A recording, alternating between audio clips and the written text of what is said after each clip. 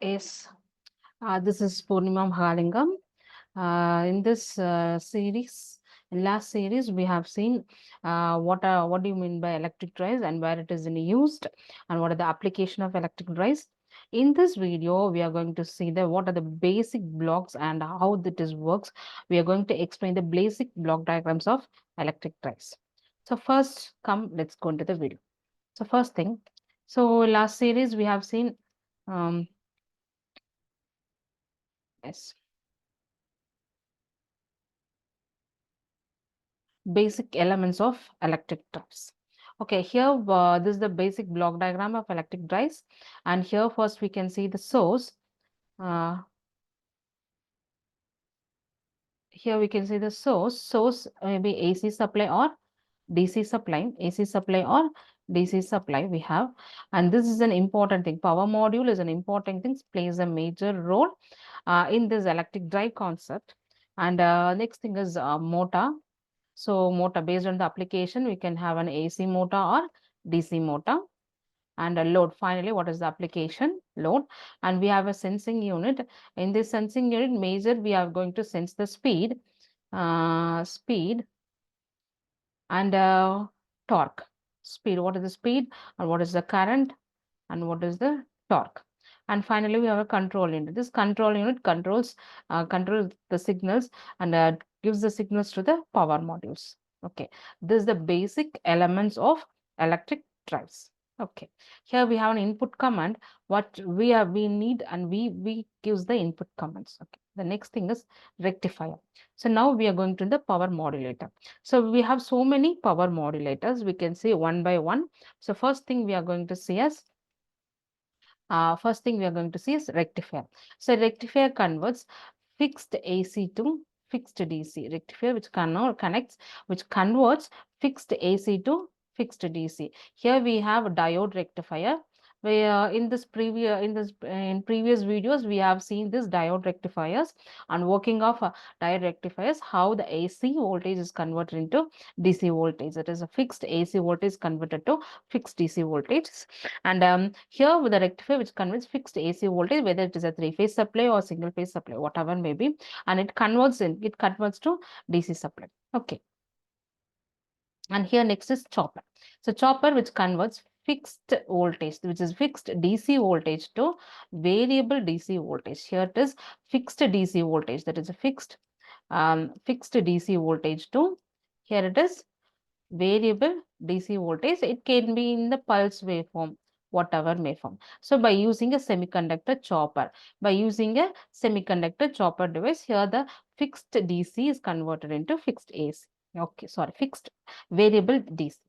Here next is power modulator. Next power modulator we are going to say is inverter. So inverter, if the supply is DC, what happens? The fixed DC which is converted into the variable frequency, variable voltage, current AC. The fixed DC which is converted into AC. So with the DC which is converted into, so here the DC which is converted into AC with variable voltage, variable frequency, and variable current with the help of PWM semiconductor inverter. That is what PWM is pulse width modulation semiconductor inverter. Okay. The next thing is cycloconverter. This cycloconverter converts fixed voltage and fixed frequency AC. The fixed voltage and fixed frequency AC to variable frequency and variable voltage AC. The fixed voltage AC to fixed voltage AC to fixed voltage AC to variable voltage, sorry, fixed voltage and frequency AC to variable voltage and variable frequency AC. The cycloconverter converts fixed to variable AC. So this is about power modulator. And finally, the last one is regulator, AC voltage regulator, which convert fixed voltage of three-phase AC to variable AC voltage by using AC voltage regulator. These are the power modulators available based on the application. The power modulation varies according to the applications. Okay. So next is, here we are going to see about the power modulator, rectifier, choppers, and what are the source? And here the next is sensing units. This sensing unit sense this sensing unit. So we have seen what are the power modulators we have, and motors. Coming to the motors, we have AC motors and DC motors, and we have so many. Based on applications, we have AC motors, DC motors. What is the AC motors? What are the AC motors? We have AC motors. We have AC motors. We have synchronous motor, and induction motor. Induction motor. So what is meant by synchronous motor? Which runs in the synchronous speed, that is synchronous motor, induction motor. So this is also AC motor. So in induction motor, based on the supply, we have three-phase induction motor. Based on supplies, we have three-phase induction motor and single-phase induction motor. Okay. The synchronous motor. What is the speed of the synchronous motor? The speed of the synchronous motor is 1500 RPM. The speed of the synchronous motor is 1500 RPM. Or what is the induction motor? So induction motor is not an synchronous motor, but it won't run at exactly 1500 RPM. It may be around 1450 or 460 RPM. So 1450 to 460 RPM. It runs at 1450 or 460 RPM. This is about basics about electric drive motors. And coming to sensing unit. Here coming to the sensing unit. Here we can erase this. Now we are going to see the sensing unit. The sensing units we have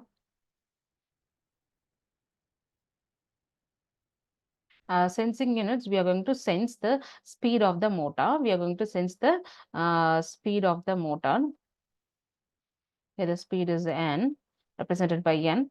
Here we are going to sense the speed of the motor, and the motor speed is the signal is given to the control unit. Suppose this even the example, this if this motor is the induction motor or synchronous motor. Example, it is an asynchronous motor. It should run in 1500 RPM. And this sensing unit sends the speed. And this sensing unit sends the speed. And the signal is given to the control unit as it runs in 1450 RPM. It runs in 1450 RPM. But we have given the input command as if it is in synchronous motor, it should run in 1500 RPM.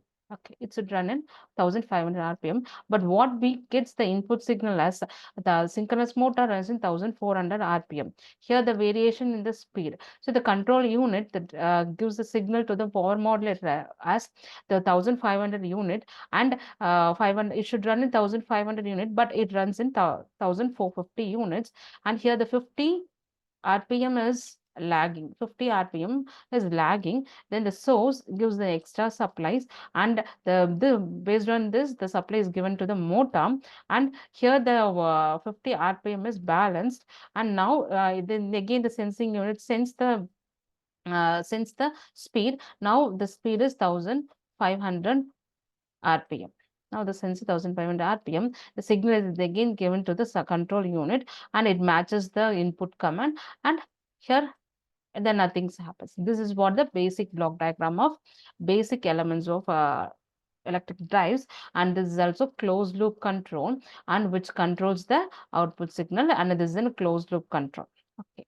I hope today we have seen what is the basic block diagram of electric drives, and what is the motor, and how the sensor sensing the unit, and control unit gives the signal to the power modulator.